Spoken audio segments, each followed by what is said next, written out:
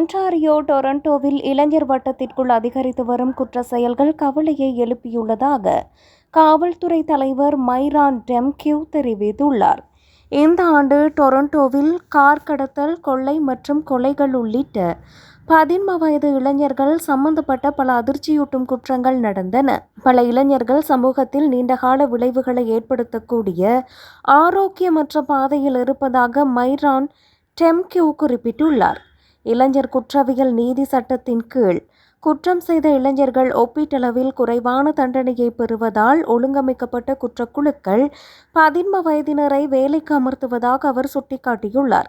இதேவேளை வறுமை, ஒதுக்கப்பட்டதாக உணருதல், மனநல பிரச்சினைகள் அல்லது சமூக ஆதரவு இல்லாமை போன்ற காரணிகள் இளைஞர்களை குற்றம் செய்ய தூண்டுவதாக நிபுணர்கள் கூறுகின்றனர்.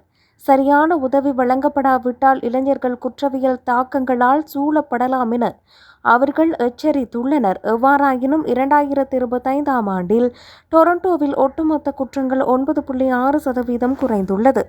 கொலைகள் கிட்டத்தட்ட 54% குறைந்துள்ளதோடு கொள்ளைகள் 18% குறைவடைந்துள்ளன.